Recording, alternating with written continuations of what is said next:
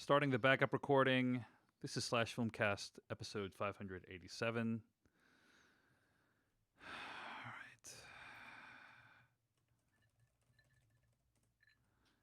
right. And going to start recording the actual episode itself momentarily. Actual episode itself. Here we go. In 5, 4, 3, 2, 1. Hello, everyone, and welcome to the Slash Filmcast. I am David Chen, and with me are Devendra Hardawar, Jeff Kanata, and joining us today, he is the man who played Ned Ryerson in Groundhog Day, Sammy Jankis in Memento, Stu Beggs in Californication, and also Dr. Leslie Berkowitz in One Day at a Time, which is airing right now on CBS, I should point out. Stephen Tobolowsky, welcome back to the Slash Filmcast. Stephen, how are you doing today? I'm doing fine, David. It's been a while since I've been in the hot seat. Yes. we kept it warm for you, though. Yeah. Hey, Stephen, I'm curious. We haven't heard. Maybe you have talked to Dave on other podcasts, but how is the quarantine situation treating you? Oh, it's ghastly. It's terrible. Yeah. We're hallucinating. I went to a doctor's appointment the other day, and the nurse, you know, and you have to go in with social distancing and masks and all this, and she asked, like, have you been drinking anything? And I stared at her. I did one of those, what? She says, are you drinking alcohol? I said, often, and I start early. What are you talking about? Everybody drinks alcohol now. It is not a joke, and I guess I'm lucky in that I have a couple pursuits I can do besides acting, like either writing or doing the podcast or meeting with you gents here. But it has really driven home what social creatures we are, not just in terms of schmoozing, but in terms of seeing our reflection in other people's eyes. It is tough. Yeah. Well, Stephen, we welcome you to the Slash Filmcast. It's a place where you can get that socializing going, and we're grateful to have you here. Of course, Stephen also is one of the hosts. I would dare say the primary contributor of the podcast that I create with him called the Tobolowsky Files. And so happy that it's back. Thank oh my you. gosh. I do a fair piece of work on that, David. Yeah, you've been known to occasionally contribute to that show. So just a bit, yeah. We'll talk a little bit more about that during our weekly plugs segment. But before we get to that, we got to say that today on the podcast, we're going to be discussing some film news, moving on into some what we've been watching. Then we got our weekly plugs, and we're concluding with an in-depth review. This week, we'll be discussing the film Dick Johnson is Dead, which is available right now on Netflix. Now, I know what a lot of you are thinking right now. David, last week at the end of the podcast, you said you'd be reviewing Enola Holmes, which is on Netflix. This is our new thing. Okay, so let me just say, for real, I actually feel legit bad about this. And next week, we're going to say what we're going to review next week, and then we're definitely going to review it. But there's two reasons why we changed. Sure, Dave. There's two things. There's two reasons. One is we got a single tweet from one person. I mean, that is true. That is true. We did get a single tweet from one person suggesting that we watch Dick Johnson is Dead. I mean, there's really two reasons. Number one, I think that Devendra Hardawar put it well on Twitter when he said that it's actually really hard these days to keep track of what's coming out on video on demand. And it's not like I make a good faith effort, to look up what is coming out on video on demand. I'll go to sites and see what's coming out, but even sometimes you don't even know what's going to be a big deal until it comes out, right?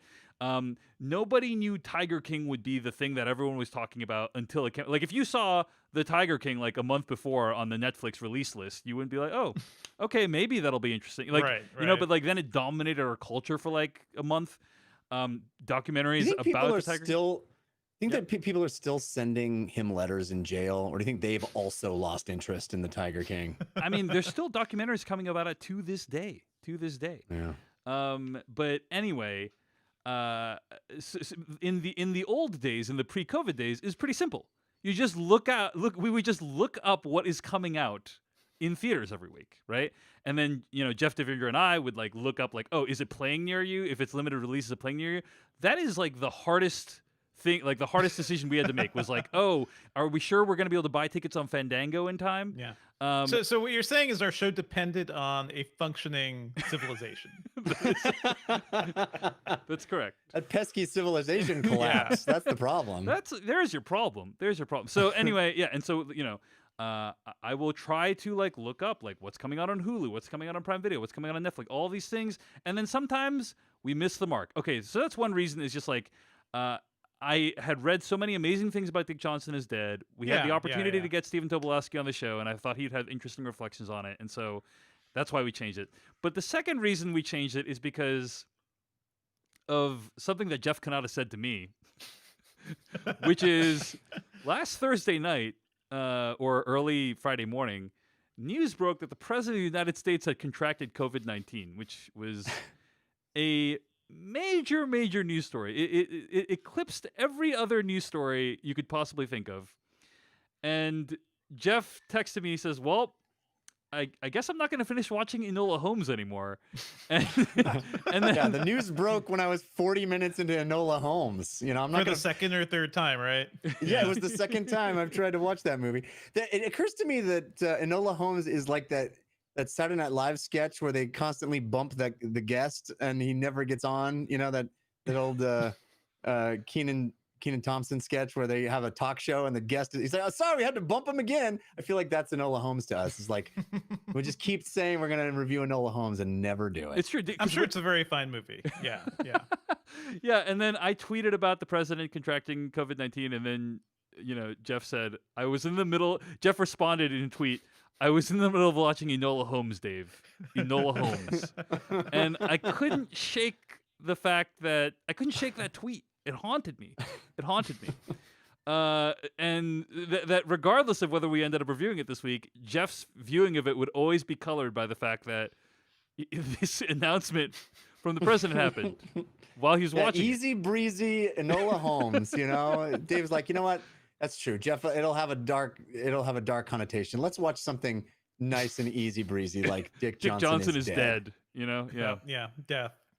Well, anyway, so I'm sorry. I'm genuinely sorry for the last 2 weeks that we have said we're going to review something and we didn't end up reviewing that thing. Because I know for a fact people watched Enola Holmes to prepare for this episode. Yeah. So I apologize for that. Hey, you got to see a fun movie.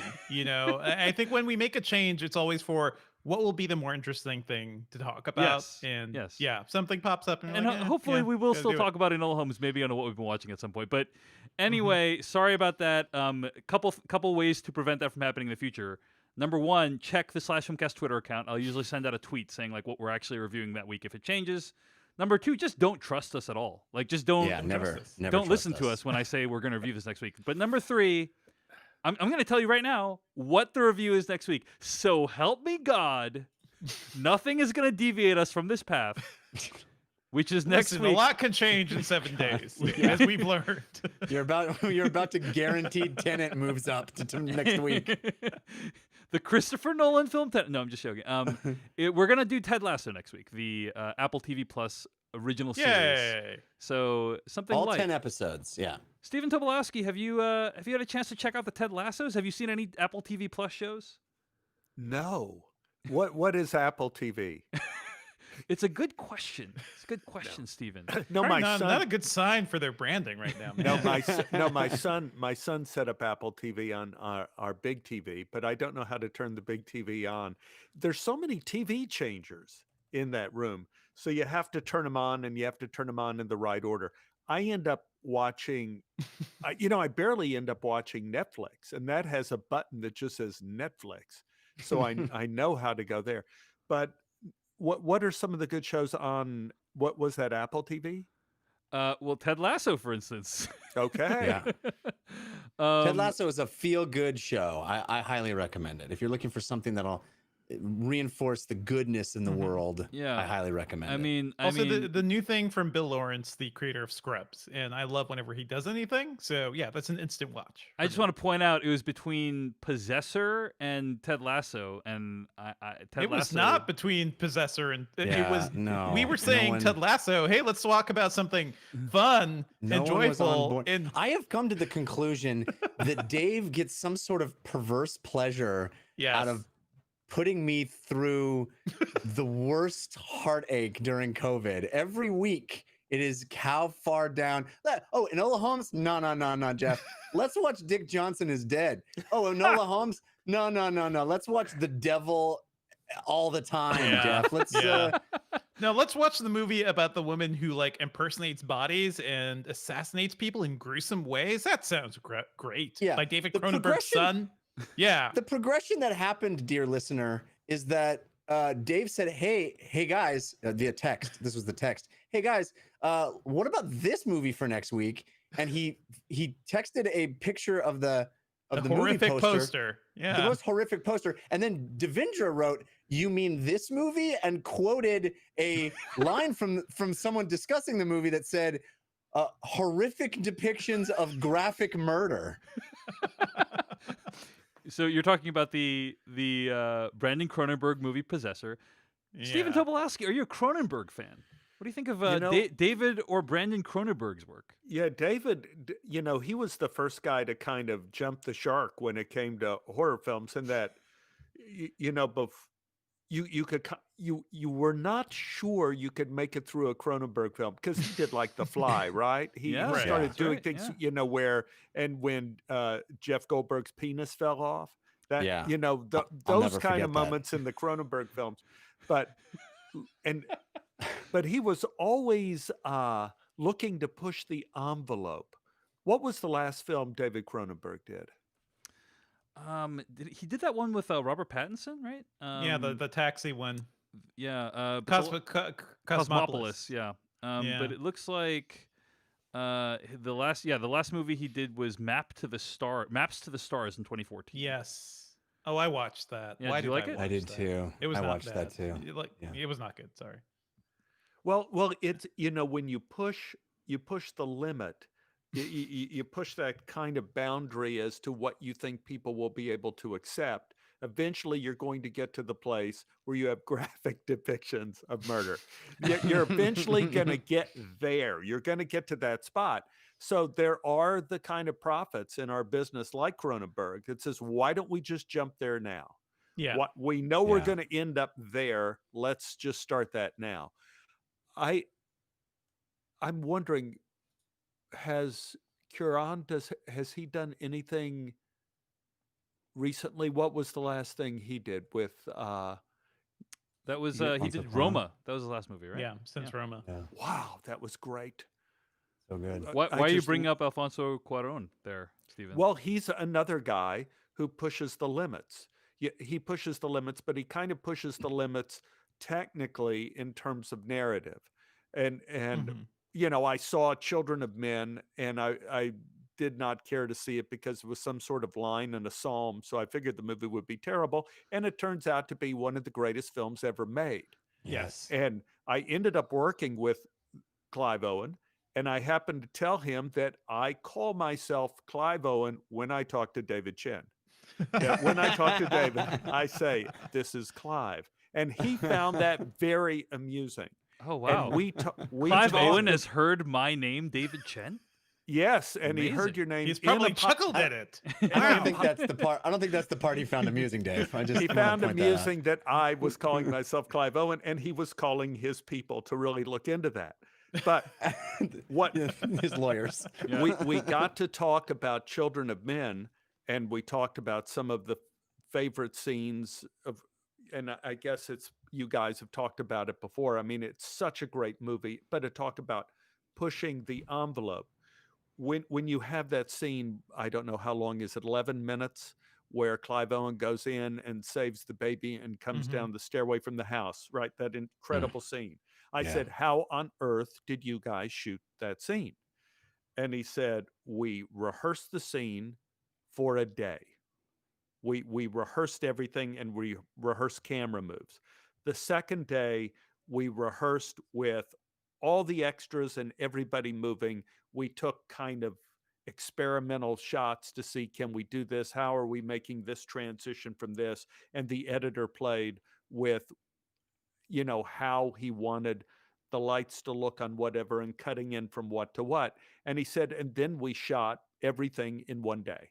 We ran through the scene several times because you have to shoot from different.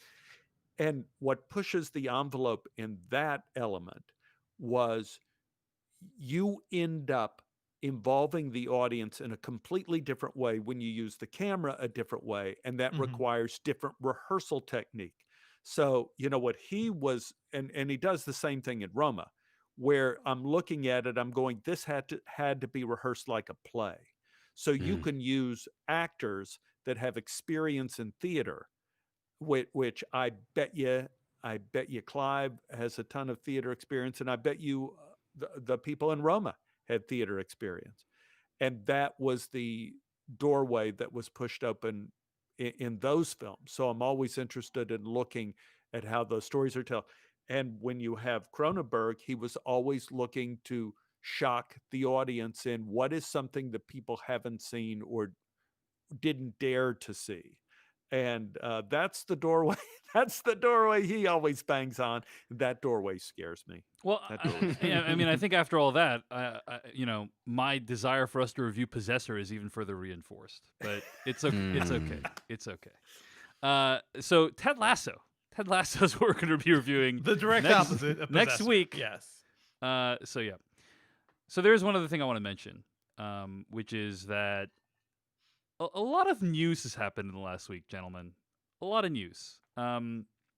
Obviously, we already referred to the president's medical condition, but also the final dominoes kind of fell on this year of movies, right? Because you have all these movie theaters which are like wanting to get people back into the movie theater, but they can't do it unless studios give them the movies. Studios don't want to give them the movies until people are actually going to come out and watch them in movie theaters. So a bunch of movies pushed this week. I think we had No Time to Die pushed by the time we recorded last week.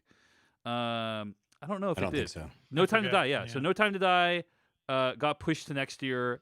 Dune got pushed to next year. And as a result of those pushes, Batman has been pushed as well. Batman was supposed to come out in October. I mean, these are not small pushes. This is a year, right? But Dune is October of 2021. Yeah. So and Batman used to be October 2021, so it has gotten pushed to 2022 as a result of that move. And after the Bond No Time to Die move occurred, Regal was just like, "Oh, no, we're done." Cineworld. Yeah. Cineworld, the company that owns Regal theaters, they confirmed the temporary shutdown or suspension of their U.S. and U.K. operations.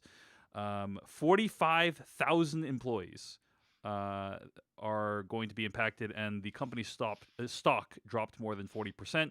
In the United States, Cineworld owns Regal, which is the second largest theater chain in the United States. There's a Regal near me. I went all the time for like press screenings and stuff like that. It's weird to think that Regal may never open again. But yeah, it's looking real bleak out there, and AMC is probably going to be next.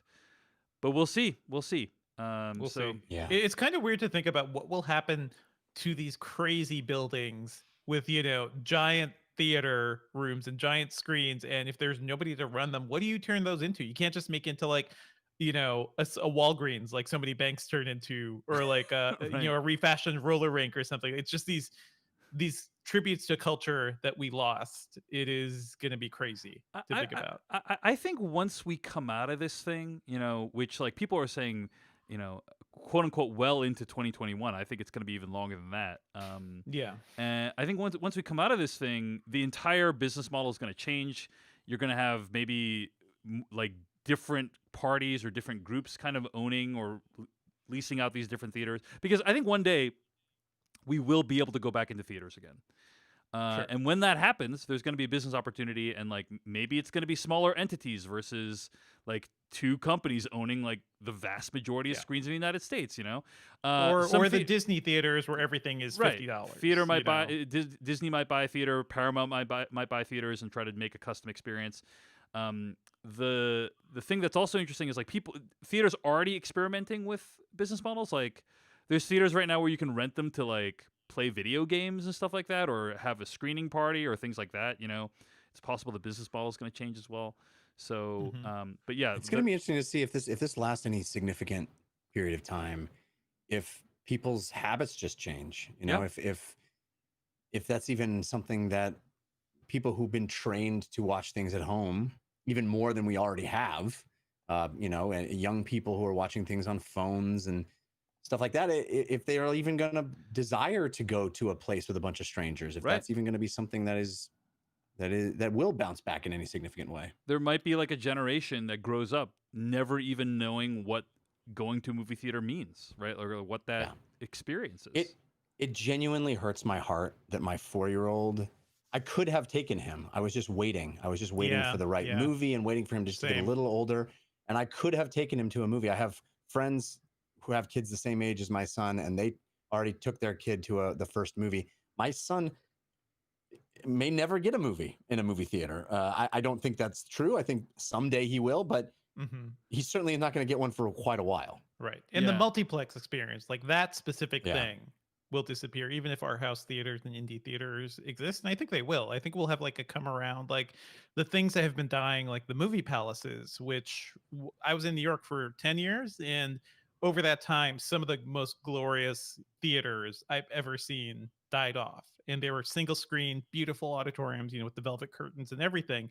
Those things have been dying off. But if the multiplexes go, there's certainly room to like bring those types of things back.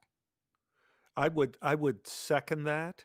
I'm wondering the very thing, and the multiplex happened because Mhm. why not have 6 different theaters playing the new Star Wars movie, whatever, or Yeah, yeah. and each with an audience of 120 or maybe 500 here in this theater. Let's go back to the theater that used to hold 1,500, 2,000 people, except we'll make it social distance. We'll give tables and chairs and make it where we only have 500 people in one of those huge halls. So everyone could be socially distanced and see a movie in the kind of grandeur that films used to be shown in. Maybe that model could work.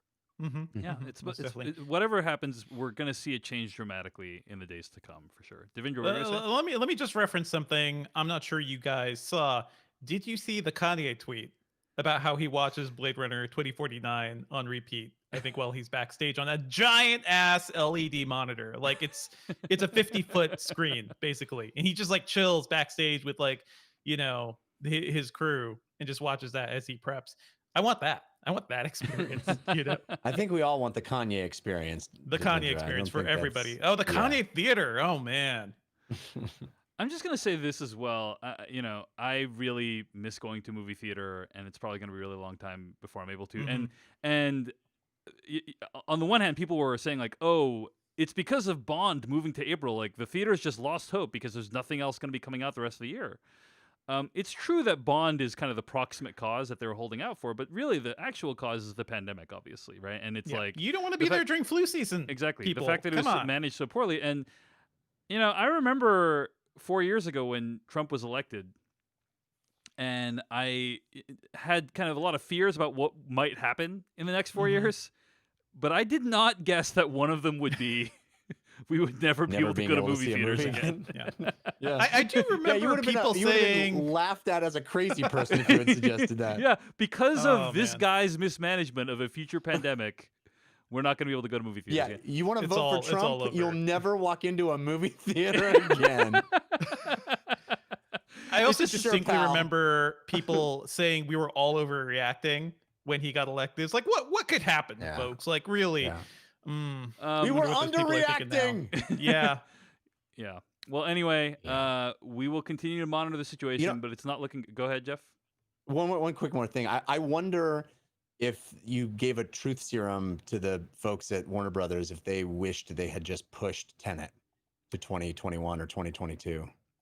It's true. A lot of people, there's a great article today at Vulture by Mike Sampson about how the situation today is way more bleak than it was when COVID started, because Yeah. Tenet did not kind of deliver, right? And so because theaters kind of gave it a go, they opened up, they put in place very rigorous and expensive cleaning procedures, and it didn't work. It's now like many of them are closing down, or they're having limited hours.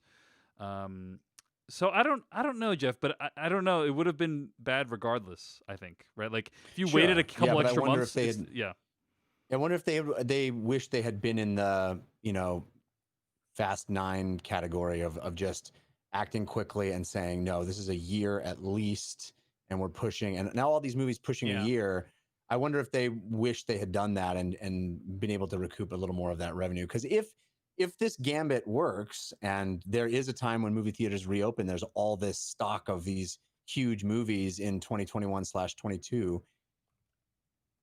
Tenet could have just sat on a shelf and waited and had its day in the sun. And maybe, I'm excited that we get to see it December 15th. That's been confirmed. So I'm excited to be able to see it in my home now. But I wonder if they would have liked to have taken that decision back.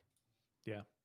I'm pretty sure the home release of Tenet will just start with, 5 minutes of Christopher Nolan just staring at you and just being like, you did this. You did this. You killed theaters. You didn't go see Tenet. Now you're watching in your tiny screen at home. Enjoy. All right, let's move on to what we've been watching this week. So I want to plug something real quick. I took Jeff Canada's advice, which is not something I say very often. And I had a chance to very often. I had a chance to see Raised by Wolves, episodes 1 through 3. Now this season finale actually just aired, but I only watched episodes 1 through 3. And I thought, man, the show is great. I'm really loving it, and I'm looking forward to finishing it. So the whole Jeff was right is the phrase you're looking for. No, Jeff was right. Jeff was right. In the same way a stopped clock is right twice a day, Jeff was right. So right. Very right. Maybe. Anyway, Raised by Wolves is on HBO Max. Have any of you finished it? Steven, have you heard of this show? No, I have not heard of this. I think you'd like it. But yeah, the new Ridley Scott series. I have not started it yet, but I'm looking forward to it. Yeah. Jeff, you caught up at all at this point? I have not seen the finale, but I'm still in love with the show. It is extraordinary. Great. Well, Raised by Wolves is available right now on HBO Max.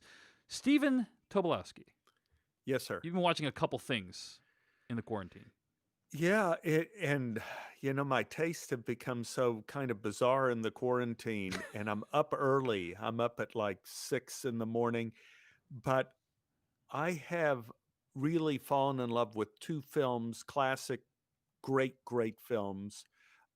Michael Clayton, which I now believe is one of the best films written and directed and acted ever.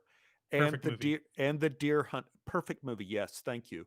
And The Deer Hunter, which is another extraordinary movie. And watching these two films repeatedly, I began to see very much that they're very much the same movie. First of all, I want to say just quick shout out, because I know people, and I've run into a lot of people, David, believe it or not, who want to write movies, who want to work in the film industry, and they listen to this show to hear little bits and pieces of the inside scoop.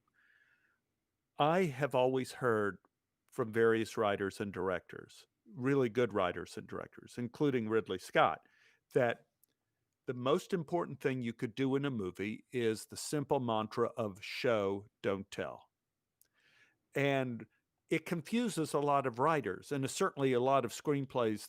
When I've been offered a screenplay, a lot of times people don't know how to do that. Those two films, Michael Clayton and The Deer Hunter, they have very similar structures in which they are able to show and not tell. In Michael Clayton, you take a look at the way the characters are introduced. They are introduced by activity.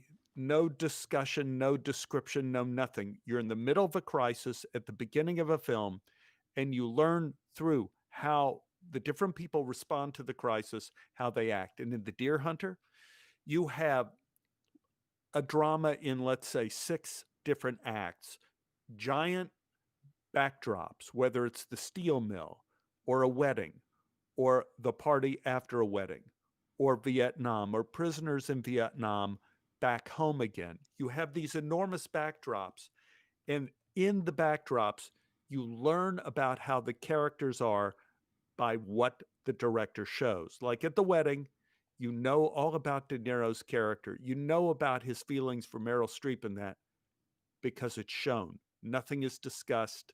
It's just a fraction of a moment. So if you're a writer, watch those 2 films, and you will learn a lot about what that means to show and not tell. And also, they're 2 absolutely stunning films that you just wonder if anyone could reach those peaks again. That's what I've been watching.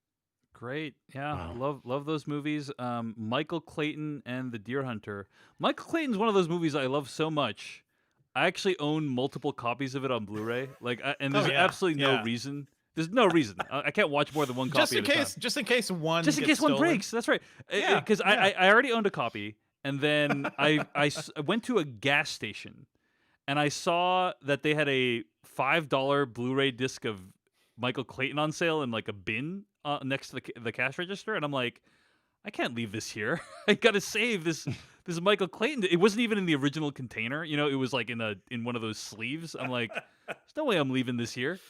Anyway, love that movie. I gotta rewatch that movie. Oh, I haven't seen it in so long. So freaking And good. also, if you think about it, in those films, anyway, George Clooney is the same kind of character as Robert De Niro.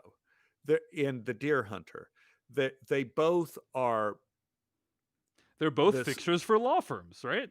They're both silent heroes that are not appreciated for who or what they are. Michael Clayton is called a trash man, a cleanup guy, whatever. Bagman.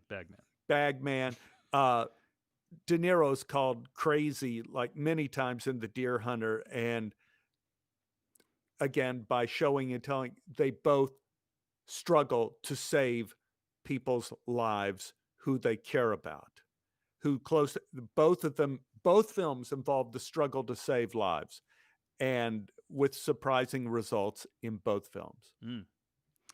All right. Well, again, Michael Clayton and The Deer Hunter. Jeff, you should check it out. Maybe we should make a future piece of bonus content around it. Yeah, that'd be a really good idea. I've seen it, but probably not since it was released. So I would love to revisit. Jeff. So good. Yeah. So good. All right. Let's talk about what Divinger Hordor has been watching.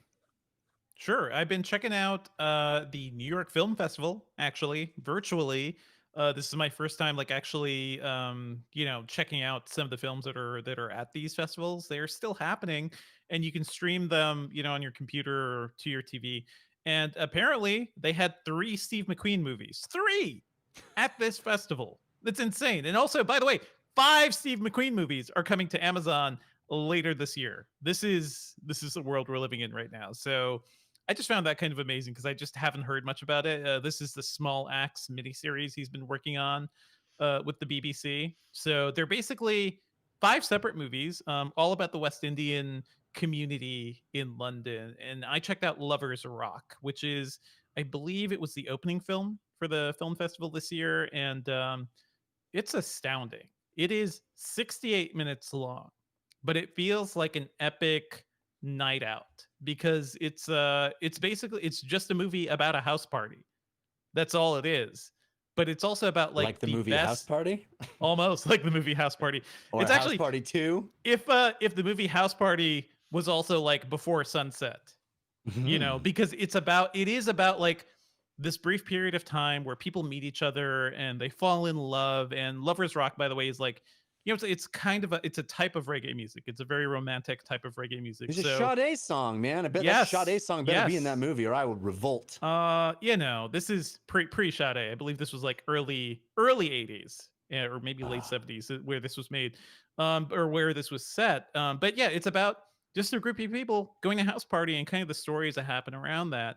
And it's a movie that's just filled with so much love and emotion and style. Like music just sits at the heart of it. There's a sequence in this movie where everyone's jamming out to a song. I believe it's Silly Game. And it's the DJ stops the song and everybody in the crowd just keeps singing it. And it goes on and on for like 2 or 3 minutes of just the crowd lifted by this tune that they know in their hearts, and they don't even need the music to go along with it. It's a beautiful thing. And I think this movie is pretty fantastic. It is, to me, one of the more like loose things that Steve McQueen has done. I really associate him with movies that feel artfully composed, and very, very specifically put together.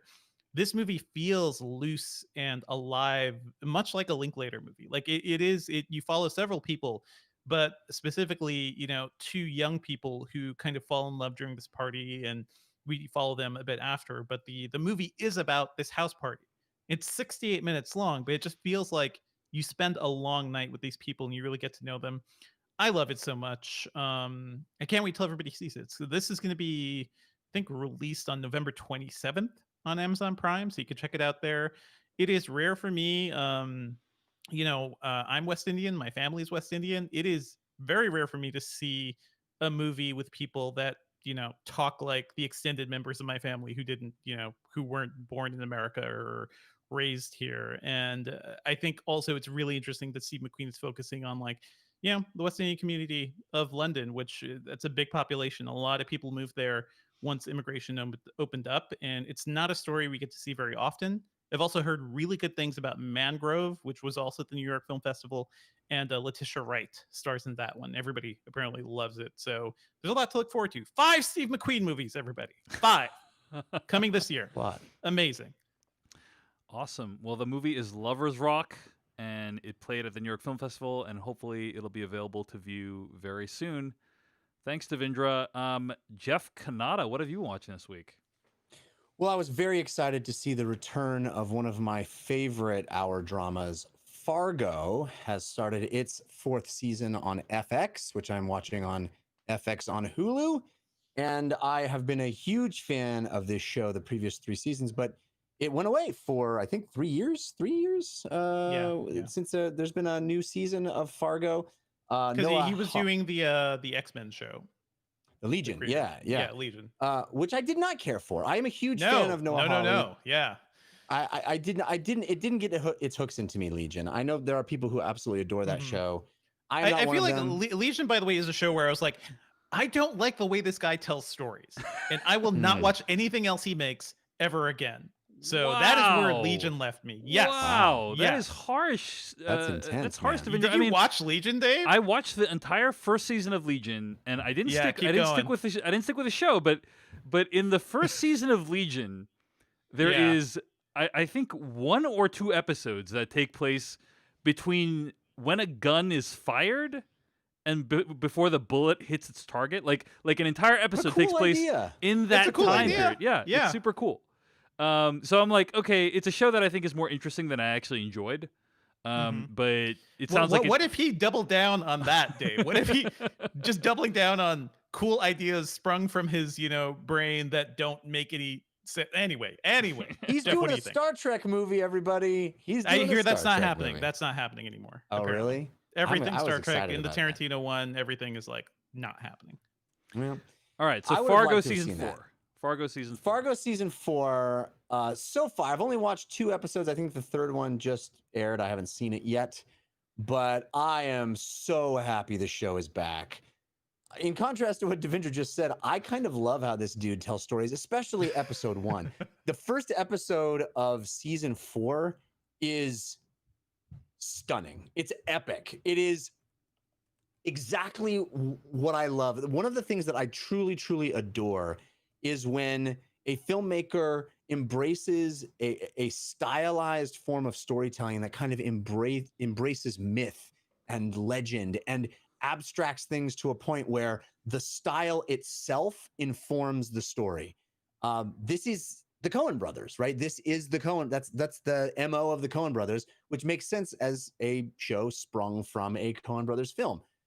We are very far away at this point from anything that happened in the Fargo movie, but the basic idea of the Fargo series is that every season it's a new story taking place in generally the same kind of geography of America and always having to do with some sort of criminal underworld element. And this one is more directly about the criminal underworld. Well, I guess previous seasons have been too, but this one starts with an epic expression of the cyclical nature of the power struggles in, I think it's Kansas City, Missouri, that this takes place. And it does it by repeating the same shot over and over and having different groups face off against each other. Very stylized, very abstracted, not naturalistic at all. It does wonderful things where it'll like pan across a group of gang members or toughs in these certain ethnic groups. Really, it's the Jews, and then it's the Italians, and then it's the Irish, and it's all these immigrants entering the country and sort of establishing themselves in the underworld. And the camera will pan across them, and their names will come up in script underneath them as they stand in a very almost like a comic book pose. It's so cool, but the way that is all expressed and how they all attempt to do the same thing every time, like every new group that enters America does its thing, and it results in the same bloodshed and the same chaos. And then we kind of land on the new group led by Chris Rock and just a stellar cast of actors. So I'm so amped about where this season's going to go. I think the show is gorgeous. It's really cool, stylized, and awesome. And the first two episodes, the second episode, not as great as the first episode, in my opinion, but still really engaging and interesting. And I've been a fan of the show since it started, and I think this promises to be another excellent season.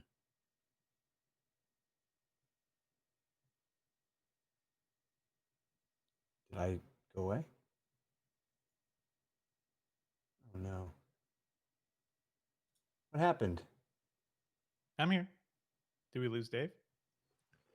Well, I thought David was doing his. Sorry, Yeah, guys. I thought he was too. I had muted my mic. I came That right was much back. longer than we anticipated. I came Yeah, right that back was- in. Sorry about that. Sorry. So let me just repeat what I said.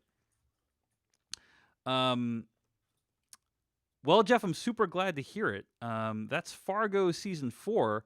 First 2 episodes available right now on FX and Hulu. Stephen Tobolowsky, have you seen any of the Fargo TV series? Were you a fan of the film? I was a huge fan of the film. I saw it. I love the film, and I love very much what you're saying about the Coen brothers. Exactly. It's what nailed me to the floor in that film, in that it takes a mythic quality of, Franny, that she can't be stopped, the pregnant police officer that cannot be stopped in her own slow way. And it is really life destroying death. And it's magnificent. It's one of my favorite Coen brothers films. I really haven't had a ton of time to watch anything other than Michael Clayton. Yeah, no, I hear you. But, I understand. yeah, but I've been spending a lot of time, as you know, David. We've been writing and recording and everything, the Tobo files. So most of my time hasn't been spent bringing in content into my head. But I think Jeff, were you talking about that you didn't like, or was it Devendra, that about the way people tell a story, the way a Yes, yeah. director tells a story? I was saying I did like Specifically, it. Yeah. yeah, Jeff loves it. I have a lot of issues with it. I started out as a Noah Hawley fan, and I learned his style takes over the narrative in a way that I just like. I had to walk away at a certain Yes. point. And for his show. I find that I am enormously affected by the way a director will tell a story, and that Mhm. I either love it or I can't stand it. And an example of a very overt way in telling a story is I've seen Magnolia a couple of times during the pandemic. Love that movie. Oh God, yes. And there is a very clear way of telling a story there that I Mhm. can't think of another film really that tells a story that way. That Yeah. it's remarkable. And, and absolutely, I still think about, of course, famous scenes in that film. And I laugh and I go like, this has to be a profound telling of the story because I can't get it out of my head. I think And that movie is another one that is in the same vein of like it relies on magic and Mhm. Mhm. myth and it dips into a surrealism that I love. I love when filmmakers are willing to go there and let the style inform the narrative. when I was a little kid, and I don't think it's an old film, so people relatively old. When I was a little kid, gotta take this ice cube out of my mouth. That ain't gonna help anything. Really This great is for audio. Yeah, this is Steven. thanks. great Love for it. audio. Thanks, Steven. Thank you. Yeah. Thanks. I am a professional. So we had this book called Strange and Amazing Facts that my brother and I used to love to read. And one of the stories we read was about the rainstorm that rained frogs. Mm. And we read over it over again and again and again. And what happened was a tornado or some tornadic event where there's a strong updraft pulled up swamp water that had tadpole eggs in them. And these eggs were blown up into the cloud, into the updrafts. They hatched, and what rained was thousands and thousands of frogs.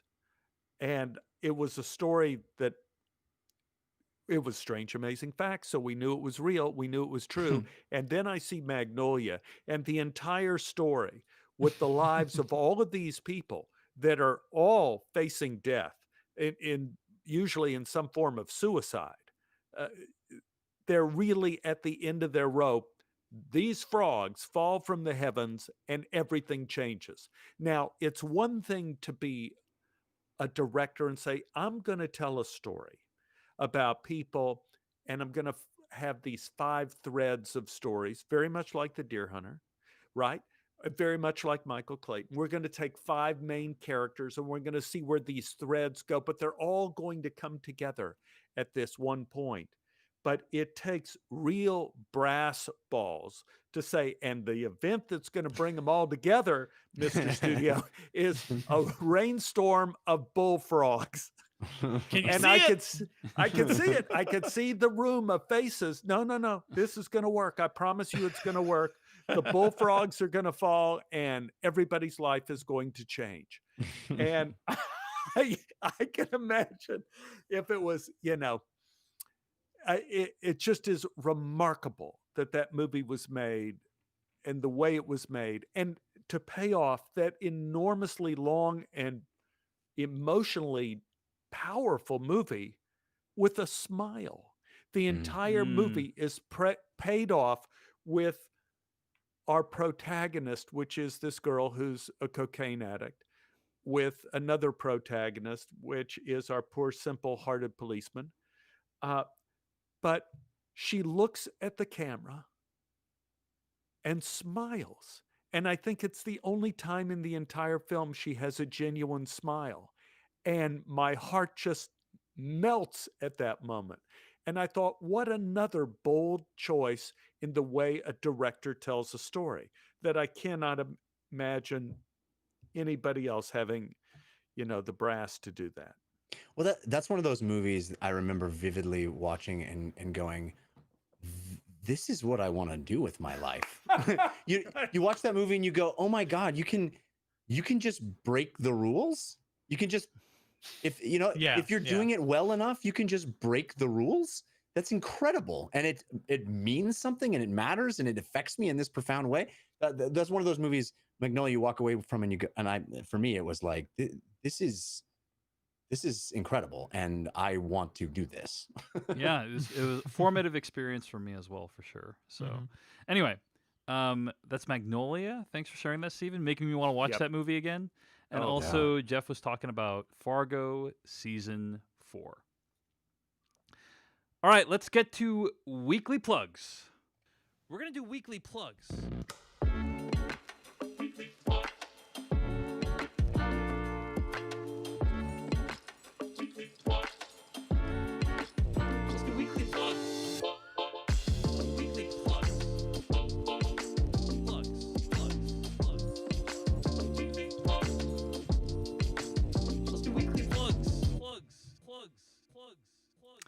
Welcome to Weekly Plugs, the part of the show each week where we plug. First off, though, Dave, I want to know Steven's reaction to the plugs music.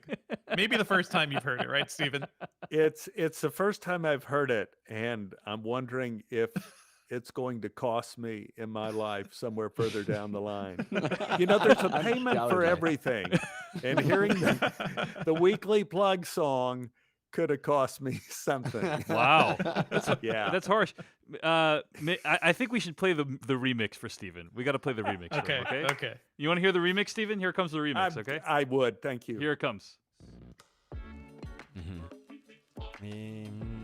This is weird. I wanted them to be super excited. Rods, reels, and romance. So good. We're texting each other furiously. I love that you did that. Unsolicited. Let me tell you, I think in a way it takes a lot to get us to furiously text. So good. Unsolicited. Dot, all over the place. So good. So Just good. let the internet have its way. Plugs. But we'll cut. We might cut it down. That's the best we part of might that cut one, is it the down end. was part of the music, by the way. Yeah, I love that. I mean, when I listen to it, I see myself wearing a velvet jacket with an ascot, wearing a ship's captain's hat, holding a martini, and dancing. So Just Tuesday. dancing in my living room. Yeah. All right. Well, thanks to Noah Ross and Thomas Medina for those two pieces of music. But Weekly Plugs, the part of the show each week where we plug something that we've made or that someone else has made that we really appreciated. So my weekly plug this week is I had a chance to interview Stephen Tobolowsky, our guest today on this podcast, over on my other podcast, Culturally Relevant. Wait a minute. I see what's happening here. A little Yeah. incestuous. Yeah. I thought Steven just wanted to come hang out with us. Wait a second. So check that out at culturallyrelevantshow.com and Culturally Relevant wherever your podcast can be downloaded. If you want to hear more of Steven's off the cuff, I have to say, I've been doing the Tobolowsky Files with Steven for 11 years, and it's quite a different experience to just interview him versus versus him telling a intricately, meticulously assembled story. So I'd recommend it. Check that out at culturallyrelevantshow.com. And I have to say afterwards, the effect it had on me was, I said to Anne, David Chen is a brilliant interviewer. I mean, he can really stir the pot. I realized I confessed things to him I never would have confessed to anyone. He just opened me up.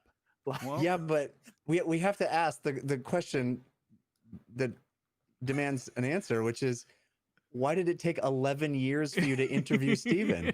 It's a good question. It's a good question. The true answer is you need to have a certain level of prestige to be on Culturally Relevant. You know what I mean? Took a and s- while for me to climb up to Yeah, that and he just berth. he barely made the cut recently. So, but I don't like to bring that up, Jeff. So don't. Mhm. Shame on you. Fair Shame enough. on you. Okay, Stephen Tobolowsky. You want to plug the Tobolowsky Files? You want to tell people what this podcast is about? Yeah. The Tobolowsky Files. Actually, David and I have been working on this for months. And we have 16 new shows that we're going to be dropping every Monday morning at 7 a.m. Pacific time. We're going to drop a new episode. So that's 4 months worth of new stories of the Tobolowsky Files. These are some of my favorites that we've done. I really want to hit that one. And another thing I want to plug, I really would like to plug, and that is One Day at a Time. Phenomenal series. We were supposed to premiere last night on the 5th, and COVID forced the football game to Monday night, and so the entire run of One Day at a Time was pushed to the 12th, the 19th, and the 26th on CBS, the little show that would not die. We did 3 years on Netflix. We did half a season on Pop TV, which is one of the Viacom networks. And then COVID shut everything down.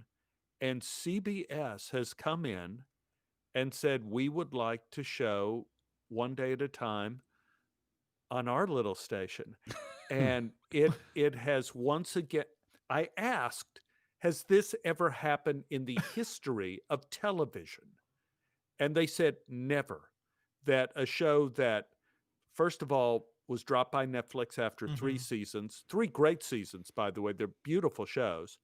Then the 4th season, the network goes under, not the show. The network goes under because of COVID. And then it's picked up by a regular terrestrial station like CBS. It's remarkable. But the show is beautiful. It's 9. We're going to do 2 shows back to back on the 12th, the 19th, and the 26th. So you'll see all 6 of the shows that we did before COVID shut us down. And it's quite a delight. So tune in and see it, and maybe we'll be a fixture at CBS next year if we get enough eyeballs these 3 weeks. That would be very exciting. So check out Steven over on the Tobolowsky Files and on One Day at a Time on CBS. Very exciting. Yeah. Devendra Hardawar, what's a weekly plug you want to share with us? Well, I do want to say it warmed my heart when I saw One Day at a Time listed among all the other CBS shows, because I do CBS All Access. So that is a show that deserves to be, right up there alongside all the CBS greats. So I'm glad it's back, Stephen. I'm looking forward to checking out the new episodes. My plug, I was actually off of work last week and just as off as I could be doing like full-time baby stuff at that point. But my colleagues at the Engadget podcast still went on with the show, and they did a great episode about the Pixel 5, Google's new phone, and the Surface Laptop Go, which is this cute little Microsoft laptop that's coming. My co-host Sherlyn Lowe and UK colleague Matt Smith did that, so it's worth checking out. It's a really fun show, and it's a good way to catch up on tech news if you don't feel like, checking the blogs every day. Are you excited by any of the new Surface devices? Any of the new Surfi? Any like the Surface Duo or anything like that? A bit about the Duo. The Duo was a mess, but I'm getting our review unit back just to like mess around with, and I it's a fun thing. It's a really fun idea, even if the execution isn't great so far. I'm currently testing the Laptop Go, and that is a cute like 12-inch little computer. It's adorable. I really dig it. Feelings more mixed on the Surface, the Pro X, which is we're getting to tech talk here, but Microsoft is doing this thing where they're trying to put mobile chips in laptops, and I am not a fan. It has not worked out so well. Devendra, can I ask you a question? Please. What is the direction? I see that Apple is releasing a new iPad that says it'll be the next computer. What is it that's drawing them to make that the next product they want to drop? I think, the iPad has been like a big thing for them. And what's happening is that Apple has been positioning the iPad more as like, hey, this is what you need rather than like a MacBook, and they're actually going to be moving over all their computers to their own chips next year. So things are going to get really confusing and complicated, but they want the iPad to be like the everyman computer. And I feel like they're getting there. The new iPads look fantastic. So, that's their push. It's not just a tablet. It is like the thing that can be your only computer for a lot of people. The keyboards are great. You could do a lot of work on them. Stephen, we were also mentioned the Surface Duo. It's basically a phone that has 2 screens that you open it up like a book. It's like a little notepad. Yeah. That has 2 screens. What do you think of that, Stephen? Would you like a 2-screen phone? This is no. But the deal is, people invent these things and then they don't understand the clothing you need to carry this. Now, what kind of pants am I going to have that I could stick that thing in? Well, it folds up. That's the beauty of it. It folds up. It's a thick boy. It is a thick little phone. The real beauty is that thanks to COVID, we don't need pants anymore. Indeed. We're in a post-pants culture, folks. Yeah. By the way, I have to say that when I recorded the new episodes of the Tobolowsky Files with Steven, we've been working on them for so long now. The last one we just released we recorded it in May, Steven. Wow. And so it was like a whole different phase of COVID. In May, I was living in New York. Like my life was completely different. What are you talking about? Life back then. And what was even more hilarious, guys? Okay, I actually went back to the previous season of the Tobolowsky Files, And I just wanted to hear like how we closed off last season. It was episode 84, I think we closed off last season. Yeah. And at the very beginning of that episode, I said, "Hey, oh man, like, wow, it's been a crazy season, but here's what I want to do. I want to make you understand when you can expect new episodes of the podcast. Steven's going to be working super hard at it, so I gotta imagine it's going to be 6 months from now, early 2018 at the latest, is when we're going to come out with new episodes of the podcast. So Don't call your shots. yeah. Basically between predicting that we would review Enola Holmes and predicting that new episodes of the Topo Files would come out in early 2018, I've been pretty bad at the prognostication. Pretty bad. So It was Just like it the was summer tough. movie, Reggie Dave. It's just, we were Disagree, so Jeff. busy, and there was just so much, and working on a sitcoms, like One Day at a Time, working on like the Goldbergs is not conducive to writing, because why would you think, David? Why would you think? because you're saying things that other people wrote all the time. You're getting you into do someone that all the else's voice. It's because they always rewrite. And so you spend all of your time using every possible inch of your brain forgetting what you just learned, so you could remember the new stuff they just slid under your door. And it happens. I just shot Goldberg's this week. Well, not this. What? Yeah, this week. The last few days. I did. And it was one of the rare times. I mean, kiss COVID on the cheek for this one. It was one of the rare times that we didn't have continual rewrites, sometimes twice a day, on these shows. So when you're constantly having to learn and forget lines, it's almost impossible to have the headspace to sit down, wrap your mind around a narrative, and write it well. Very difficult. I just like to say our stance on the show is never kiss COVID on the cheek. Just, it's not it. Yeah, Not a good pretty rough metaphor there, Stephen. Yeah, Not my favorite of your metaphors. No. We'll cut that out in the edit. Maybe. Okay, Jeff Kanata, your weekly plug. Listeners to the show know that I do a bunch of things, and guess what? I'm starting another one. What? This week? What? Yeah, I know. What? I'm a glutton for punishment. You need more things to do, Jeff. Yeah. More things to do. This Thursday, if you're listening to this on this Thursday, October 7th, the first episode of a new Twitch streamed podcast that I'll be doing called the Fan Controlled Show. This is the official podcast of the Fan Controlled Football League, which is a new football league that will be debuting in February after the NFL concludes.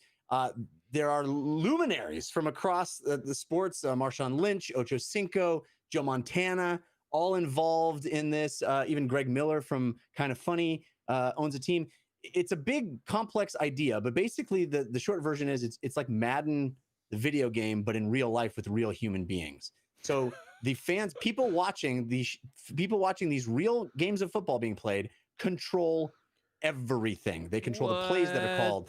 They control the personnel that are on the field. They control who the coach is. They control the name of the team. They control the mascot of the team. They control everything. Literally everything is controlled by the fans.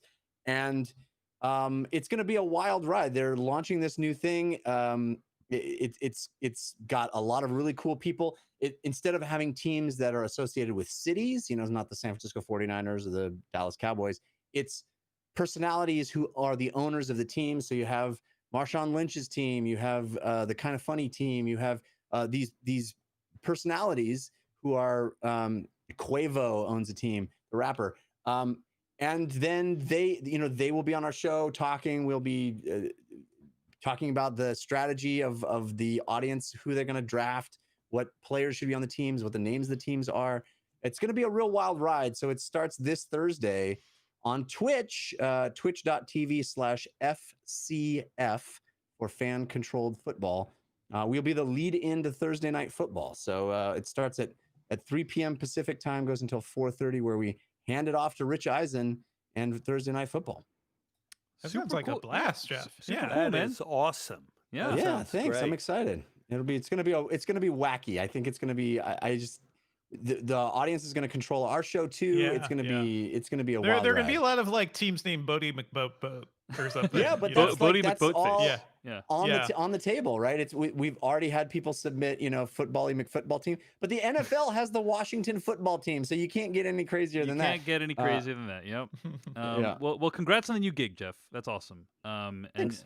check it out at twitch.tv/FCF.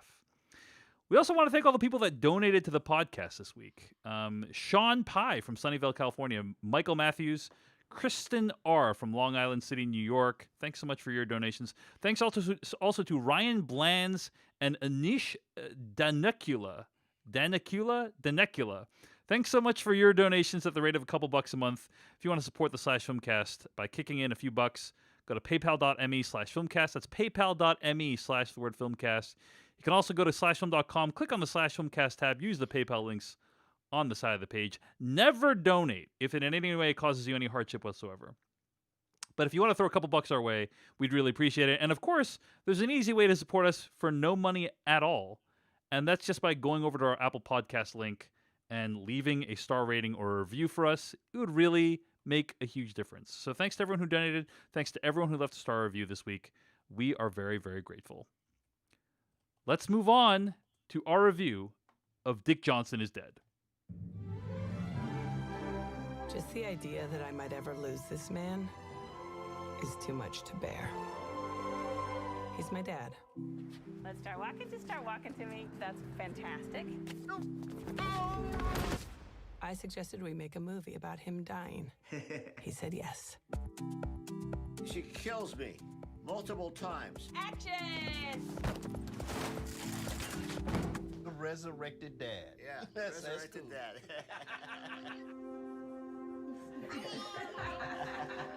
But now it's upon us, the beginning of his disappearance. The thing I hate most about my memory loss is that it hurts people's feelings. You know that you woke up in the middle of the night last night. You got fully dressed. Do you remember any of that? No. Yeah. What can we do about that? I don't know. Everybody has to sort of prepare because everybody dies. I love life too much for that. That was from the trailer for Dick Johnson is Dead, which is out right now on Netflix. I'll read the plot summary right now from IMDb. A daughter helps her father prepare for the end of his life. This is a /Filmcast. We're joined today by actor and writer Stephen Tobolowsky. Stephen, we have a pre-spoiler section and a post-spoiler section, so we're not going to talk about the ending quite yet, but what did you think of Dick Johnson is Dead overall as a film? A lot of feelings, David. A lot of feelings. At first, I felt angry. And that I had asked you to watch this movie and review it with us? No, I felt angry, and I'll tell you why. Then I felt that the movie was dangerously misguided, and then at the end of the film, I felt it was powerful and beautiful. And this is the tracing of my idea. I'm so glad you played that little clip of Kirsten Johnson at the beginning. Her premise of the film, that she loves her father so desperately that she cannot imagine living life without him. She cannot imagine. So to counter that, she wants to make a film in which he dies. They film him dying several times in several different ways. And the only conclusion I could make at the beginning of this film was that in doing so, she would inure herself to the actual death of her father. That was the goal. The goal was, I will be able to experience his death in little doses so that when his actual disappearance happens, I will be able to survive this. So the film is for her, to help her survival. And I'm sitting here watching the film. I'm going to clear my throat. Getting angry. And I'm thinking, that isn't going to happen. Because when you make a film about someone dying, you don't get the experience of that person dying. You get the experience of making a film with that person. Mm-hmm. It's an experience of making a film, not an experience of death. And then that led to my second thought. is that what Kirsten says at the beginning is that the idea of losing Dick Johnson, her father, would be so overwhelming it would not be bearable. And I have to say, after meeting Dick Johnson in this movie, I could see why she would say that. Yeah. This is an absolutely remarkable man. And the film is worth seeing for how remarkable this person is. I began to wonder, is the purpose of losing someone that we love so dearly, it's going to lead to our grief? Is this something we want to not have? And I felt like it was part of the protected class syndrome of what we call the snowflake society of like, I don't want to feel this powerful emotion. But I was wrong. But I feel as I was watching the film, I had these thoughts come together in my head that grief is extraordinarily important. That her premise of making this film to diminish her grief, even though the film couldn't possibly do that and won't do that, is misguided in that grief is a gift to us. It's a gift that tells us how much we valued something. Because, David, I think back at our podcast, the show of my mother, when she passed away, and I was lucky enough to be there the last 24 hours of her life. And that grief has gotten to where I can get through the day, but it hasn't left me. But that grief reminds me every day of how important this person was in my life. I don't want to diminish that grief. And now we get to the last part of my review, and that is the wonder of this film. And that I think this film wasn't, hear me out on this a little bit. This film was not Kirsten Johnson making a film about her father dying so she could get through it. It was her father, Dick Johnson, agreeing to do this movie so he could be with his daughter as he approaches the end of his life. It was his gift to her. It's his film, not hers. And I watched it, and as we got to the end of the film, I was in tears, which I think is a great testament to the film. I was in tears thinking of this man and the gift he gave his daughter. Because, David, let me ask you this. Let me open it up to all of you guys. What is the one thing we have in common with mice, that we have in common with cats, that we have in common with tigers? We're all mammals. Yes, and as mammals, what do we get? As mammals, what do we get? What has nature endowed us with? I'll cut to the chase. Binocular vision. I'll tell you, 1 billion heartbeats. As a whole, the mammal gets 1 billion heartbeats. So if you want to take a lot of coke, a lot of speed, have at it, guys. What you're doing is really shortening your life. You're using up those heartbeats. Dick Johnson dedicates so many of those heartbeats to his daughter. And I found the notion of it beautiful and crushing, and he is a very special person. And it was good to get to know him.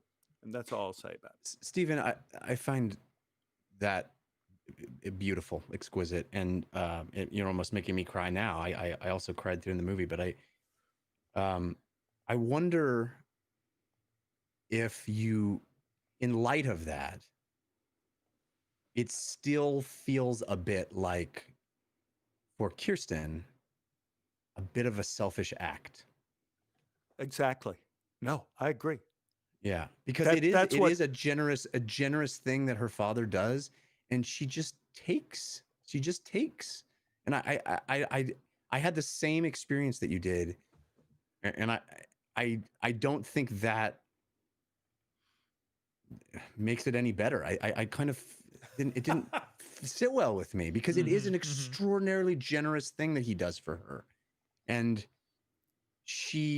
I think she realizes it. She seems to say it out loud a number of times in the movie. She says, out loud, I don't know if I should be doing this, or I don't know how much more I can ask of him.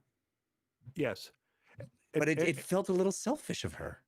Jeff, I felt exactly the same way as I was sitting and stewing watching it, and there was only one line in the movie that turned me, and it's probably because I was willing to be turned.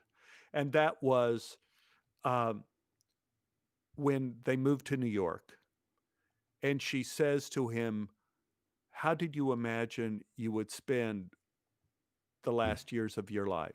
As a joke. She's saying, "Did you imagine you'd be making a movie and doing this?" And he looks at her, and at this point, his dementia senility is coming on. But there was a bit of a recognition in his eyes, and he says something like, "Well, not this."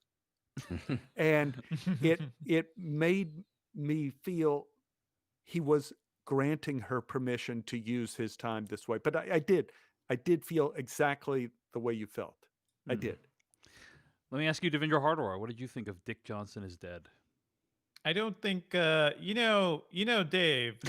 during your wedding, I followed Steven's speech about you and your wife. It's happening again. It's happening again. Yeah. One does not follow Stephen Tobolowsky. One does not simply follow Stephen Tobolowsky yes, giving exactly. a speech. But yes, everything, I think Stephen put it very well. But I found this movie to be, kind of an infuriating thing to watch at the beginning, because you're like, what are you doing to your father, lady? Who is he capable of actually acknowledging what's happening here? I think at the beginning, yes, he had his wits about him, but I think towards the end it's sort of like, are you taking advantage of this guy who may not know exactly what's going on or why these things are going on? But I think by the end you start to realize, like, yes, this is, even if he is not fully aware of what's happening, his initial approval of it, his joy for doing something for his daughter, it does feel like the ultimate selfless act. It is him putting It's quality time for them. Yeah, it's quality time. This is what his daughter does. His daughter lives in a 1-bedroom, apartment in New York, where he has a giant house outside of Seattle by one of the lakes, it looks like, or something. He is downsizing his life to go be near his daughter and his grandkids. And it's a selfless act in a way to make this movie, because he realizes, Kirsten Johnson, like, she is a renowned documentarian. She shoots for all sorts of I believe she shoots for Alex Gibney. She's in the Criterion collection, at this point. She's a known person.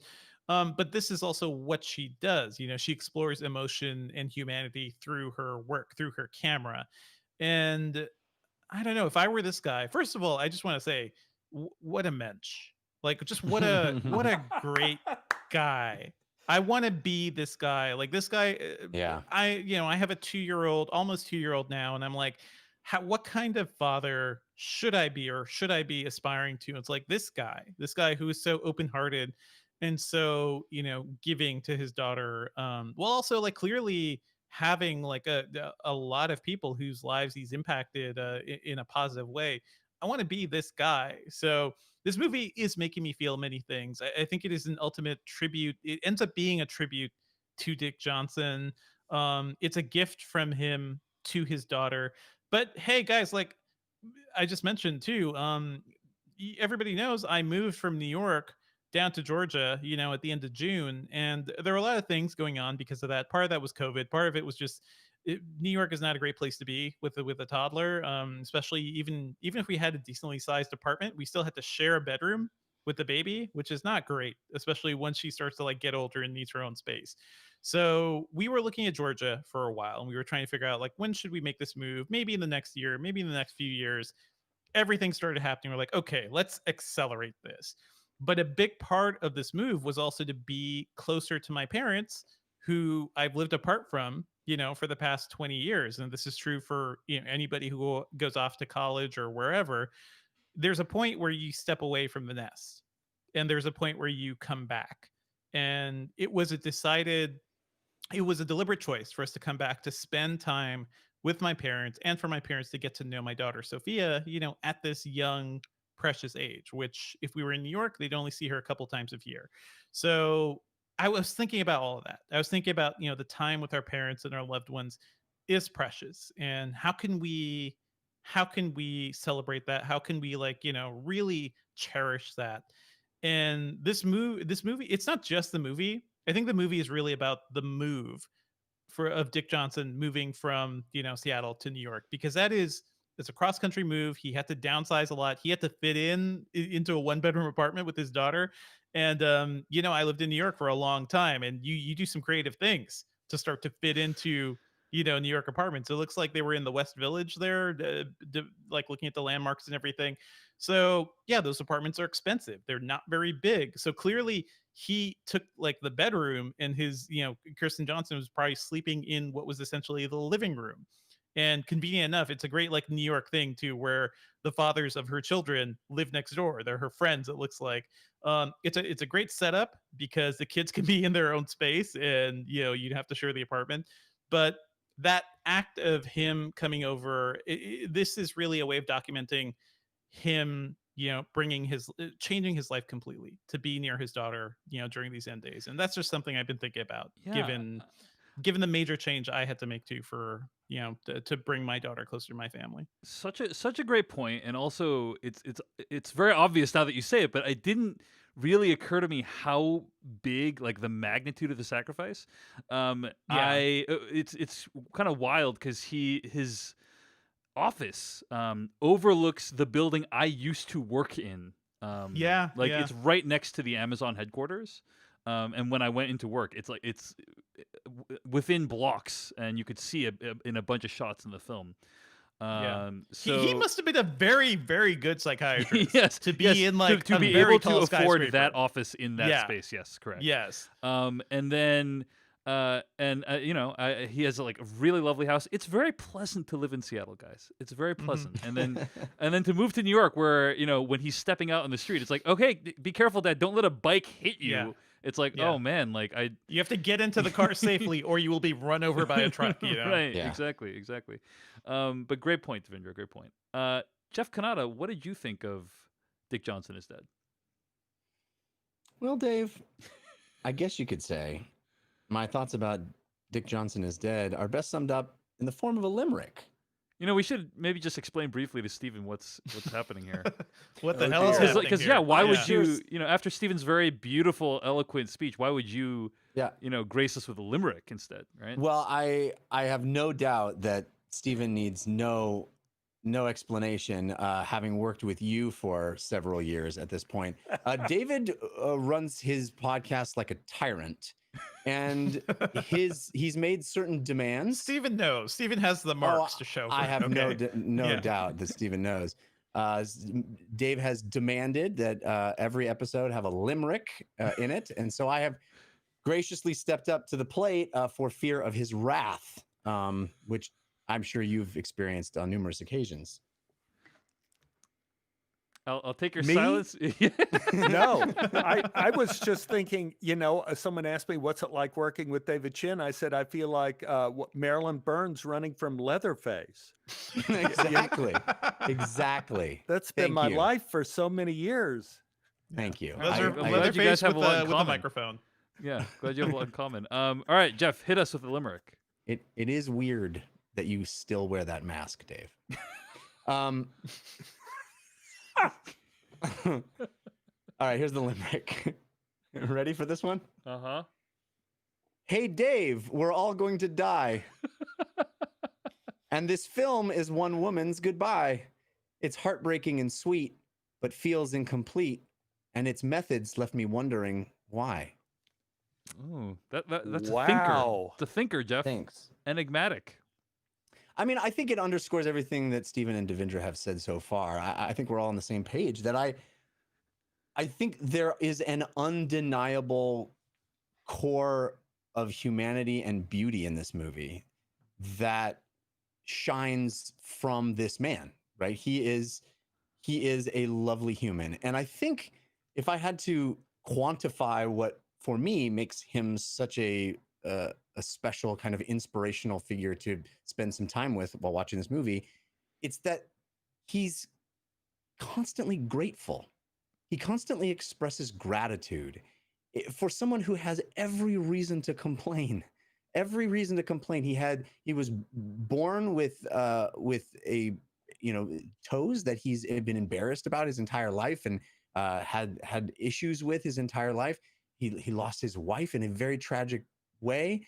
He's been through some horrible things, and now his own life, he keeps being reminded, is coming to a close, and in a way that is pretty jarring. And yet there is no point in this movie where he ever, I mean, there's one moment where he complains, and that's because his daughter is putting him through a pretty horrible thing in the cold of New York City streets. He's like splattering him with blood on the cold New York City streets. It's the only time he ever, and even then he's just like, this is kind of bad. I don't know if I want to do this anymore. It's beautiful. It is a beautiful thing to spend some time with him, to see this family. It's heart-wrenching to come to terms with this idea of memory loss. There is a brief section where we see video of his wife who suffered from Alzheimer's. That moment, I had to turn away from the screen. I was so devastated by it. And so the movie has these powerful, heart-wrenching, this spine of real beauty and heartbreak. But I kind of feel like there's a half an hour at least of this movie that just felt like spinning its wheels and filler, and this kind of self-indulgent flights of fancy that didn't add anything to it. I understand and agree with what Steven said about it being an exercise for the filmmaker to try to deal with her own impending grief. But I don't understand its function to the viewer, right? It didn't serve me any as the viewer. And I didn't get much out of these constant, sketches and mock-ups of different ways that he might die. And I don't know. It didn't make me look death in the face any more than just having a conversation with this man did, right? It didn't work functionally for me. And I've brought up on the show before this book, The Denial of Death by Ernest Becker. It's a book that really affected me.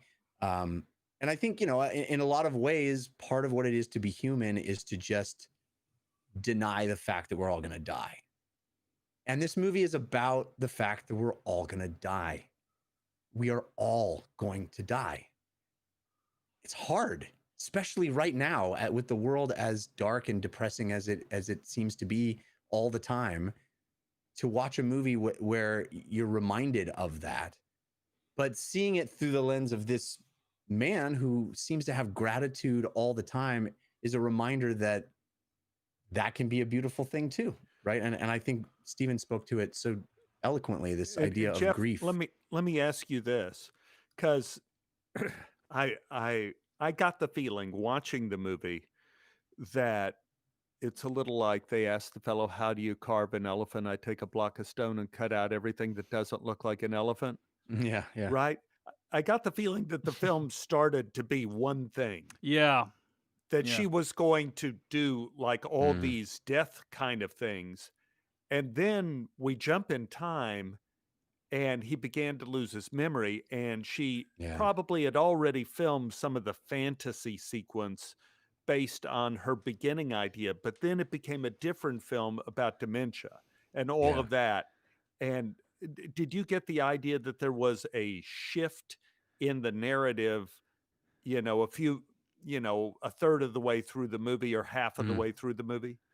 I think that's probably, I didn't think of it in those terms until you just said it, but that sounds like a good reading of the movie. And I'm just much more interested in what that second movie is. I think that second movie is a more honest, beautiful, sort of simple. I mean, the scene where he goes and finds his like high school fling is, to me, more powerful than any of those Yeah. flights of fancy Mhm, sequences. mhm. It's so much. It says everything that those want to say in a more real human way. And I'm not, I'm not opposed to artistic interpretation or that kind of abstraction. I just got done in the previous segment going on and on about how I love abstraction and magical thinking and all that stuff. For this movie, it just, as a documentary, I just felt like I just want to spend more time with this guy and kind of see how he ticks and live in the truth of it rather than all of the putting on of things, you know? Yes. Let me say a couple things, and then I want to get the spoilers in this movie. But first of all, I just want to say, guys, we've been making this podcast together for many years, and there's times when it's easier than other times, and times when it's challenging. But I just want to say thanks for being game for watching this movie, because it's not a slam dunk that during a pandemic, I think it's certainly an interesting movie. We're having an interesting conversation about it, but it's like obviously Well, very especially depressing. after some of the other movies we just got away from. I think And then that's the thing. The dude texts us and goes, "Let's watch this next. Let's watch Possessor." I was like, "You have got to be kidding me, David." Anyway, I actually kind of agree with Jeff on this one, which is that I don't know if you guys had a chance to see Kirsten Johnson's last movie, Camera Person. I think it was her last movie. No. But that's the movie that's in the Criterion Collection, and it's basically like a bunch of leftover footage from like the other things that she shot that have been assembled into the form of a movie. Here, like, I'll just read the plot summary. Kirsten Johnson reaches into the vast trove of footage she has shot over decades around the world. What emerges is a visually bold memoir and a revelatory interrogation of the power of the camera. And with that movie and this movie, she's obviously super talented as a cinematographer and as a documentarian. But I just found kind of the gimmicks of both that movie and this movie to be too distracting for me to fully embrace the film itself. And I agree with you. Like I don't like the stuff about her father's condition deteriorating was very fascinating and thought provoking, and it's something that I think about quite often. Which is, I read this article a while ago that really made an impression on me about this woman who knew that she had dementia. And she didn't want her condition to kind of deteriorate to the point where, some people who have dementia deteriorate to. And so she needed to like end her own life. Like that's what she had decided for herself.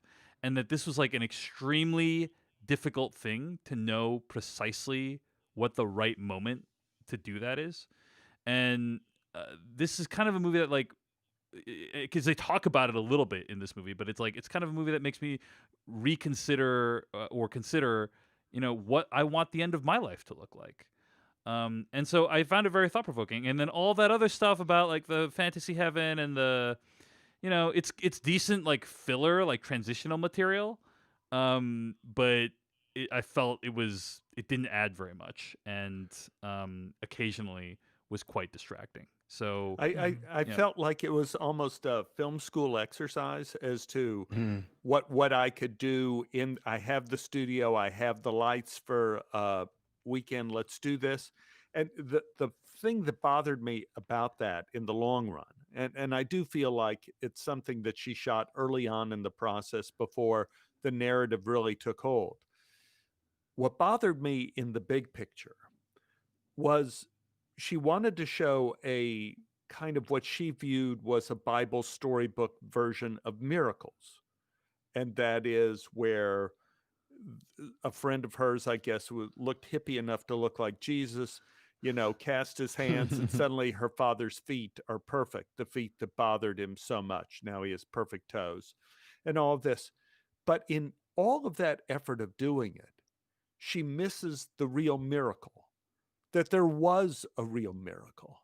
Mm-hmm. And that is the connection that was created through her gesture by the love of her father to create a lasting, and it will be a lasting tribute to her efforts to be close to him and his efforts to be close to her.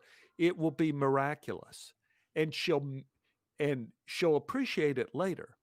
But in putting all the the storybook kind of miracles, which says tongue in cheek, oh, I don't really believe in miracles. This is fairy tales for silly people. But the truth of the matter is we miss the miracles that go around us all the time because we're so damn cynical. And I thought there was something cynical of displaying miracles that way. Yeah, I think there's a good said. point there. Yeah. All right, let's get to spoilers for this movie. Talk about the ending and a couple other things. Now you're looking for the secret. You're going to see this coming? No. But you won't find it because, of course, You're not going to see this coming. you're not really looking. I have been puzzling over how it works. You don't really want to work it out. Who's in the box? I have been dying to tell you. I want to tell you my secret now. You want to be fooled. Let's talk about the ending. So, Jeff, the title is a lie. Yeah. What'd you say, Devendra? The title is a lie. Oh, how, The title's a dare lie. they? By the way, there's a much better title just sitting there. You know how I am about titles. The guy's name is C. Dick Johnson, right? Yeah, his first initial is C. C. Dick Johnson die. So much better. It's pretty rough. It's Jeff. better. Pretty rough. It's better. I feel so. Steven, you're not aware of this, but weeks ago on the Slash Filmcast, I told Jeff, man, I would love to have a funeral for myself before I actually died. And Jeff was like, that's a terrible idea. People won't react honestly. It will be complete Travis Shamockery. Your life is a lie, David Chen. Everything you do is fake. You're such a phony. He really went on for quite some time, actually, now that I think of it. But Jeff, I feel like this movie is a repudiation of that. But, I'm guessing you don't agree. Not at all. I don't agree. No, I do not. But I feel very bad for that man's best friend. But yes. Yeah. Did anybody tell him? Yeah, I think he knew. Steven, what do you think about the idea of having a funeral for you if you're still alive? When I saw that, I kept thinking of the movie that I cannot watch. I mean, I think it's a good movie. Is Fault in Their Stars? You remember that movie? Yeah. Yep. Yeah. Oh God, help me, please. That movie will tear you into so many pieces, and you go like, well, what's worse than one young person dying before their time of cancer, having 12 people individually die along the way? And in that film, they have a funeral for a friend of theirs to where he could witness it and be a part of it. And a friend of mine was a very good friend of mine was dying of AIDS, and he asked me if I wanted to come to his funeral. He wanted to see his funeral of doing it, but it was in New York and I was working in Los Angeles, so I couldn't. So I know things like that happen. But I was surprised. I was surprised that it wasn't real because everything was kind of done by the filmmaker to imply this time we ain't kidding. So, fool me once, shame on me. Fool me twice, shame on you. Yeah. But I was more speaking abstractly. I felt the minister. Go ahead. The minister was very moving. The minister was insanely moving during that funeral. Yeah, and I thought the woman that stood and spoke, she seemed very authentic. I was impressed. I thought it was a real funeral. In fact, as I was sitting there, I was like, "See, Dave, this is exactly what you don't get when it's a fake." Oh no! And then hoisted by your own petard, Jeff. Yeah. What did you make of this whole final shot where she's recording this voiceover in her closet, and then she kind of like opens the door and her dad's there, alive, like. I thought that was a really powerful shot, but then the movie ends with him not dead, right? The movie ends, he's not dead, right? Yeah. Because it's we know with the title credits. card. Yeah, the title card says his name and then an open-ended lifespan. So, yeah. I mean, that's the gotcha shot, Because my interpretation of that shot with the closet was how powerful it was that she was recording this before he was dead. Yeah. The lament of, taking the narrative position of saying what she would say after he's dead, and then opening the door and going, "Oh, I still have time with him now." But then that to me was completely undercut by the fact that the movie says he didn't die at all. You know, I mean, I'm not mad that a guy's not dead. I'm just saying that, like, it seems like a cheap. I won't be happy till he's in the ground. Wow, wow, Jeff. No, I'm just saying. I think that's why the title would be better. Put him in the body bag. If it was "See Dick Johnson Die," Get him out of here. is a better title because he isn't dead. You do see him die, but he isn't dead. I think it's a better title. Anyway, yeah. But yeah, I thought that flourish was undercut by the fact that, like, she wasn't purposefully recording that before he was dead. I mean, I guess she was, but he also just, like, the whole premise is a lie. Like, the whole premise is a bit of a premature. I do think there's this meta the camera person and this movie, I think, both comment on the concept of filmmaking, right? And I think she's showing you all this stuff to comment on, like, hey, there's kind of this artifice, but also that, like, that the act of creation, there's a speech that Leonardo DiCaprio gives in Inception about how, like, your brain, like, creates at the same time as it's experiencing when you're dreaming, right? And it almost feels like something similar to that, where, like, the act of filmmaking is kind of like she's in a closet narrating these thoughts that she might have had them in some form, but they don't really become crystallized until you're actually making it into a film. And it's almost like this idea of, like, I'm being super meta here, but this idea that, like, the medium becomes the message in some way, Anyway, that's but kind of, I mean, she literally shows us that very manipulative scene in the ambulance. She starts it with a black screen and the date. That's pretty. That's pretty infuriating. It is. Yeah. It is. It's a thing that happened, but yeah, it's definitely manipulative. It's an absolutely manipulated moment. There's no ambiguity of what that is intended to imply, right? So she doesn't earn that. She just manipulates you into thinking he's dead, right? I don't know. No, but, like, by the end, I do think, like, this movie as an exploration of grief and as somebody who clearly communicates in many ways through her camera work, and through her filmmaking. I don't know. I didn't feel angry about it. I felt like, oh, well, I am so glad he was alive to see her finish this, and I hope he got to see the final movie and everything, because that's a big thing. This movie would land differently, certainly, if he had died before all this. It would be a completely different project, but he is still dying. He's still a man facing dementia and memory loss, and that's something she's going to be living with, until he actually passes. So it doesn't devalue this movie for me that he's not actually dead yet. I will point out a couple more things. I don't want to toss to Steven to take us out here, but one of the most powerful quotes in the movie for me is, she says, quote, "It would be so easy if loving only gave us the beautiful, but what loving demands is that we face the fear of losing each other, that when it gets messy, we hold each other close, and when we can, we defiantly celebrate our brief moments of joy."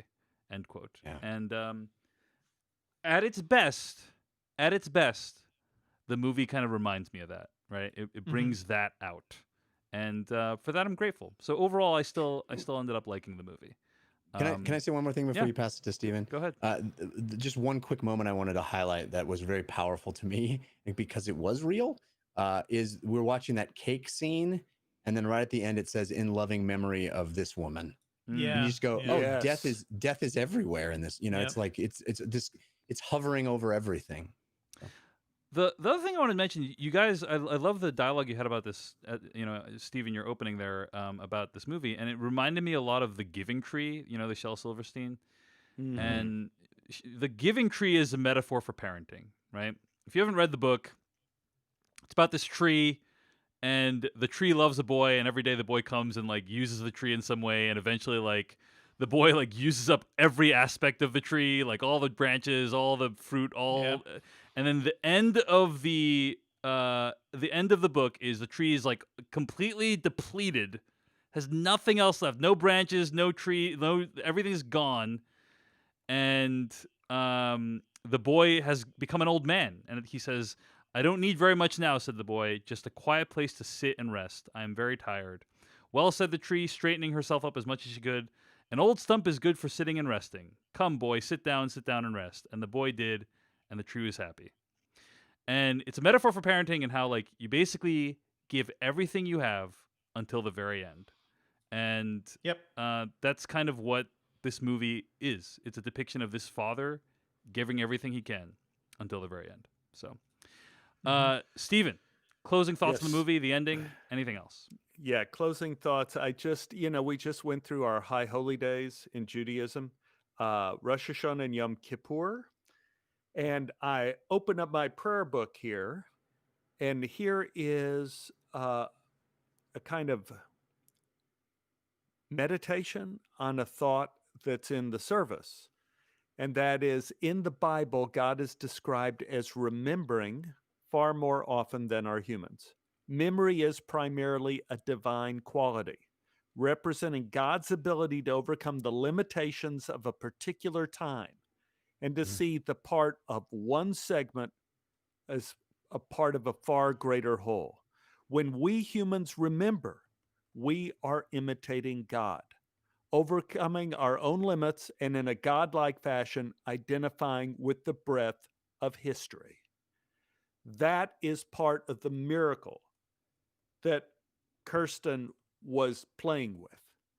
The idea she did not know that she was actively taking part in what really could be considered a divine ability, and that is to help remember certain events, even with the silliness of him dying many times, that we are part of a greater whole, and by remembering, we can overcome the limitations of a particular time. When I see this film, I see Dick Johnson as that man who married that woman. And I see him before he was forgetting that it was 3 a.m. and he had patience in there. I see him as such a great father that it would prompt his daughter to say, "I'm going to make a damn movie of this guy." And so I think there was something quite accidentally divine about this that I found touching. Awesome. Well, Steven, thanks so much for sharing your thoughts on the movie with us. It's been very moving and emotional for me to hear you guys talk about it, I have to say. Be sure to check out Steven at the Tobolowsky Files podcast and also on One Day at a Time. And also find more episodes of this podcast at /filmcast.com. Email us at /filmcast@gmail.com. Our theme song comes from adamwarrock.com. Our spoiler bumper comes from YouTuber and filmmaker Kyle Hillinger. Check out his YouTube channel. And also our weekly plugs music comes from Noah Ross and Thomas Medina. Next week, so help me, we will be reviewing Ted Lasso. Nothing. We will make everybody watch 10 episodes of Ted Lasso and change our minds. Neither rain nor shine shall stop us from watching Ted Lasso. If we don't review Ted Lasso next week, I'm quitting the podcast. Really is where we're at. Okay. Neither rain nor shine nor COVID-19 will stop you. Yeah. Ted Lasso is, well, don't go that far to intro, but Ted Lasso is the review for next week's episode of the podcast. Until then, thanks for listening, and we'll see you next week on the /Filmcast.